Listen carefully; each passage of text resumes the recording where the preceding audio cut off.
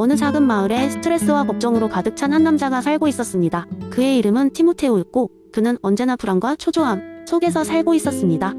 그는 일상의 소소한 문제들조차 크게 걱정하며 항상 최악의 상황을 상상했습니다. 그러던 어느 날 티모테오는 마을 변두리에서 은둔하며 살고 있는 현자로부터 에피쿠로스의 철학에 대한 이야기를 듣게 되었습니다. 호기심이 발동한 티모테오는 그 현자를 찾아가 보기로 했습니다. 현자는 조용한 숲속이 작은 오두막에 살고 있었고 티모테오를 환영하며 따뜻한 차 한 잔을 건넸습니다. 현자는 에피쿠로스의 철학에 대해 말하기 시작했습니다. 쾌락주의는 단순히 육체적 즐거움을 추구하는 것이 아니다. 고통을 줄이고 마음의 평온을 찾는 것이지 모든 불필요한 욕망을 버리면 진정한 행복이 찾아올 것이네. 티모테오는 처음에는 긴가민가했지만 현자의 조언에 따라 작은 실험을 시작하기로 마음먹었습니다. 우선 그는 자신의 삶에서 가장 스트레스를 주는 것들의 리스트를 작성했습니다.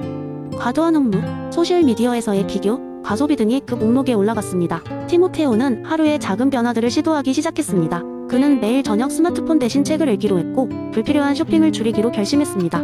시간이 지나면서 티모테오는 점점 마음이 가벼워지는 것을 느꼈습니다. 일주일에 하루는 디지털 디톡스를 실천하며 자연 속에서 산책을 했습니다. 그 과정에서 그는 주변의 작은 것들에 감사하는 법을 배웠습니다. 바람이 스치는 소리, 나뭇잎 사이로 비치는 햇살, 새의 노래가 그의 마음을 채우기 시작했습니다. 티모테오는 이제 더 이상 미래에 대한 걱정으로 잠을 설쳐대지 않았습니다. 매일 아침 눈을 뜰 때마다 새로운 하루를 환영하며 작은 행복을 찾기로 했습니다. 이러한 노력의 결과 그는 마침내 마음의 평온을 찾을 수 있었습니다. 물론 가끔은 일상의 스트레스 가구를 찾아오기도 했지만 이제는 그 스트레스를 어떻게 다뤄야 할지 알게 되었습니다. 현자를 다시 찾아간 티모테오는 감사의 뜻을 전하며 물었습니다. 어떻게 그렇게 단순한 조언으로 나의 삶에 큰 변화를 가져올 수 있었나요? 현자는 미소를 지으며 대답했습니다. 행복은 거창하게 찾아오는 것이 아니라네. 그것은 항상 우리 곁에 있지만 우리가 그것을 보지 못할 뿐이지. 티모테오는 고개를 끄덕이며 현자에게 작별 인사를 하고 돌아섰습니다. 그의 발걸음은 전보다 훨씬 가벼웠습니다. 에피쿠로스의 철학을 통해 그는 진정한 쾌락이란 바로 마음의 평온임을 깨달았습니다. 그리고 그 마음의 평온은 결국 자신이 내면에서 시작된다는 것을 알게 되었습니다. 그 후로 티모테오는 마을 사람들에게도 이 깨달음을 전파하기 시작했습니다. 함께 자연 속에서 시간을 보내고 작은 것들에 감사하는 법을 가르치며 모두가 더 행복하고 평온한 삶을 살 수 있도록 돕고자 노력했습니다. 티모테오의 이야기는 그렇게 마을 전역에 퍼지며 에피쿠로스의 철학이 지닌 참된 가치는 더 많은 사람들이 깨달을 수 있게 되었습니다. 두 번째 이야기, 옛날 옛적에 세상 끝 바다 위에 떠 있는 조용한 작은 섬나라가 있었습니다. 사람들은 이곳을 만물의 섬이라고 불렀습니다. 이 섬은 특별한 비밀을 가지고 있었는데 그곳은 바로 섬에 사는 모든 생명체가 신의 한 부분이라는 믿음이었습니다. 섬 사람들은 스피노자의 철학과 매우 닮아 있음을 나중에 깨닫게 될 것입니다. 이 섬에는 하루아침에 황금, 나무가 자라났다는 전설이 있었습니다. 모든 가지가 반짝이는 금빛으로 빛나며 나무의 열매는 세상에서 가장 맛있는 꿀을 품고 있었습니다. 하지만 신기하게도 아무도 그 열매를 따려 하지 않았습니다. 왜냐하면 사람들은 이 황금나무를 신 그 자체로 여겼기 때문입니다. 나무는 거센 바람에도 꼿꼿이 서 있고 때로는 1년에 한 번씩 눈부신 노란 꽃을 피워온 섬을 환하게 물들였습니다. 그리고 사람들은 그것을 보며 신이 보내는 긍정의 메시지로 여겼습니다. 하루는 섬의 젊은 어부인 아르노가 바다에서 돌아오는 길이었습니다. 아침부터 이어진 폭풍 후에 그의 배는 심하게 흔들렸고 그는 겨우 육지에 닿을 수 있었습니다. 두려움에 떨며 마을로 향하던 길에 아르노는 문득 황금나무 앞에 발걸음을 멈추었습니다. 비 오는 날에도 나무는 언제나처럼 굳건히 서 있었습니다. 그는 고개를 들어 나무를 바라보며 속으로 생각했습니다. 어쩌면 모든 것은 이 나무와 연관이 있을지도 몰라. 이 나무가 자연이라면, 즉 신이라면 나는 이 나무의 일부이기도 하겠지. 그 순간 아르노는 자연과의 유대감을 강하게 느꼈습니다. 모든 것이 신의 일부라는 스피노자의 범실론적 관점대로라면 그는 자연에서 분리된 존재가 아니라 그 흐름 속에서 자신을 발견할 수 있는 존재였습니다. 그날 이후로 아르노는 바다에 나갈 때마다 망망대해의 물길조차 신의 손길로 느끼며 두려움을 이기게 되었습니다. 그는 섬마을 사람들에게 이러한 깨달음을 전하고자 했습니다. 그리고 자신만의 방식으로 이야기를 풀어나갔습니다. 사람들이여, 우리는 모두 같은 나무에 매달린 열매와 같습니다. 보십시오. 바람에 흔들리면서도 나무에 단단히 붙어있지 않습니까? 이 사실을 깨닫는 순간 바람에 몸을 맡겨 그 흐름을 즐길 수 있게 됩니다. 우리는 이 자연이라는 존재로부터 결코 떨어질 수 없는 존재며 우리는 자연의 거대한 성령의 일부입니다. 아르노의 말은 점차 마을 사람들에게 퍼져나갔고 그들은 바람과 비, 햇빛 모두를 신의 다양한 모습으로 이해하게 되었습니다. 그리고 이는 그들 삶을 굉장한 변화를 가져왔습니다. 이제 그들은 자연의 소리에 귀 기울이고 있을 수 있는 모든 존재에 감사하며 조화를 이루게 되었습니다. 결국 스피노자가 꿈꾸었던 신과 자연의 동일성은 이 작고도 평화로운 섬에서 현실이 되었습니다.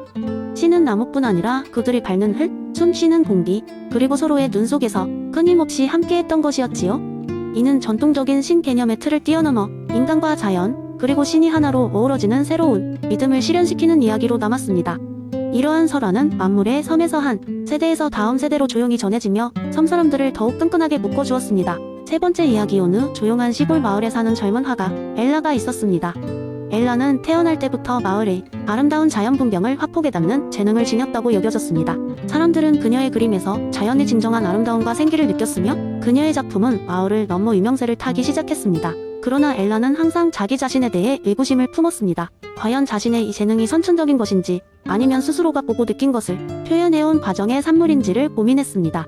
하루는 엘라의 친구인 무학자 존이 마을을 방문하게 됩니다. 그는 존 로크의 철학을 연구하는 학자로 백지설로 유명한 로크의 이론을 마을 사람들에게 강연하기 위해 온 것이었습니다. 강연이 끝난 후 엘라는 존에게 자신의 고민을 털어놓았습니다. 존은 엘라에게 미소를 지으며 말했습니다. 엘라, 로크의 이론은 사실 우리가 태어났을 때 모두 빈 서판이라는 것에서 시작됩니다. 너의 그림도 마찬가지야. 처음부터 그림을 잘 그린 것이 아니라 내가 자라면서 이 마을의 자연을 경험하고 자신만의 방식으로 이를 받아들이고 표현해온 덕분이야. 엘라는 잠시 생각에 잠겼습니다. 그녀의 어린 시절 기억이 떠올랐습니다. 언덕 위에서 해가 지는 것을 지켜보고 장마철이면 창문에 맺힌 빗방울을 바라보며 상상의 나래를 펼치던 때를 말입니다. 나무에 올라가 바람에 흔들리는 나뭇잎 소리를 듣고 강아지와 함께 들판을 뛰어놀며 자연을 온몸으로 느꼈던 순간들. 그녀의 모든 경험들이 하나의 그림이 되어 마음속에 그려진 것입니다. 그러니까 내 그림은 내가 경험하고 느끼고 배워온 모든 것의 결합체라는 거군요. 엘라가 눈을 반짝이며 말했습니다. 존은 고개를 끄덕였습니다. 맞아. 내가 그린 그림은 너만의 독특한 경험과 그것을 반성적으로 되돌아보고 수용한 결과지. 그렇기 때문에 우리는 계속해서 배우고 발전할 수 있어. 경험을 통해 자신을 채워나가는 것이 바로 인간의 본질이란다. 그날 이후 엘라는 더 이상 자신이 재능을 의심하지 않게 되었습니다. 그녀는 자신이 그리는 섬세한 색과 선 하나하나가 과거의 작은 순간들과 연결되어 있음을 깨달았습니다. 미세한 잔디의 털결부터 하늘을 새기는 구름의 선까지 모든 것이 그녀의 경험이 선물해준 새로운 지식의 한 조각이었습니다. 엘라는 자신의 예술을 통해 끊임없이 세상을 탐구하고 새로운 경험을 받아들이기로 결심했습니다. 그녀의 작품은 더욱 깊고 풍부해졌으며 마을 사람들뿐 아니라 더 많은 이들에게 감동을 주었습니다. 엘라는 빈서판에 그녀만의 풍경을 그려나가듯 살아가며 터득한 모든 감각을 그림에 담아내기 시작했습니다. 이제 그녀의 삶은 지속적인 경험과 배움이 아름다운 여정 그 자체가 되었습니다. 네 번째 이야기, 알랭 바디우이 사건. 개념을 바탕으로 한 흥미로운 이야기를 들려드리겠습니다. 이 이야기는 어느 평범한 도시의 한낮에서 출발합니다. 한적한 오후, 도심 속 작은 카페에서 커피를 마시며 일상을 즐기고 있던 사람들 가운데 소피라는 여성이 있었습니다. 그녀는 늘 하던 대로 노트북을 펴고 작업을 하고 있었죠. 그날은 별다를 것 없는 하루가 될 것 같았습니다. 하지만 하늘에선 그런 그녀의 예상을 비웃기라도 하듯 곧 세계를 뒤흔들 사건이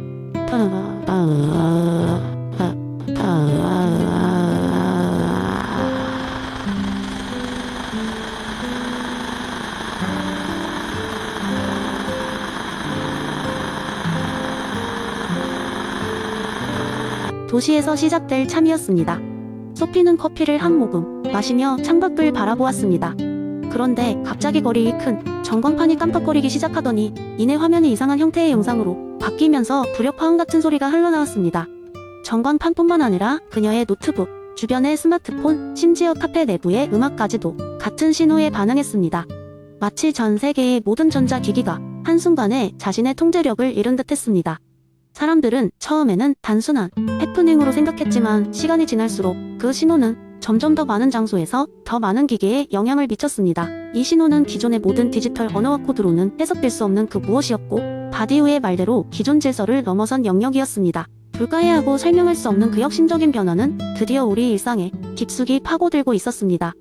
갑작스러운 혼란 속에서 소피는 문득 이 사건이 단순히 해킹이나 기술적 오류가 아님을 깨달았습니다. 이 신호는 마치 사람들에게 무언가를 전하려는 메시지처럼 느껴졌습니다. 그녀는 직감을 따르기로 결심하고 사건의 실체를 밝혀보기로 했습니다. 그날 밤 신호에 대한 정보를 모으기 위해 소피는 인터넷의 여러 토론 게시판과 포럼을 찾아다녔습니다. 그녀는 비슷한 문제를 경험하고 있는 사람들의 의견 속에서 이 신호가 다양한 패턴과 소리로 구성되어 있음을 알아차릴 수 있었습니다.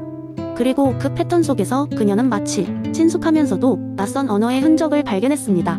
이 사건 속에서 소피는 그 신호가 언어적 사건임을 직감했습니다. 그것은 인류가 처음으로 경험하는 새로운 종류의 의사소통이었습니다. 그 신호는 인류가 알지 못했던 새로운 진리의 가능성을 암시하는 것 같았습니다. 이제는 그녀에게 선택의 시간이었습니다. 이 새로운 세계에 대한 이해를 넓히기 위해 나아갈 것인가? 아니면 익숙한 세계의 틀 안에 머물 것인가? 소피는 두려움을 이겨내고 끝내 새로운 지식과 이해를 향한 여정을 선택했습니다. 그녀는 신호의 진실을 알아내기 위해 다양한 전문가들과 협력했고, 끝내 그 사건이 단순한 혼란이 아니라 세계를 근본적으로 재구성할 수 있는 힘을 갖고 있음을 밝혀냈습니다. 이 사건은 이후 정치, 사랑, 예술, 그리고 과학에 이르기까지 삶의 많은 분야에 혁신적인 변화를 가져왔습니다. 소피는 이 과정을 통해 주체로서 자신의 자유와 책임을 새롭게 깨닫고 세상을 바라보는 시각을 근본적으로 바꾸게 되었습니다. 결국 이 이야기는 우리 모두에게 묻습니다. 사건의 진리가 우리 앞에 모습을 드러냈을 때 우리는 기존의 편안함 속에 머물겠습니까? 아니면 그 신비로운 세계 속으로 발걸음을 내딛겠습니까? 이는 선택의 문제이며 그 선택은 우리 각자에게 달려 있습니다.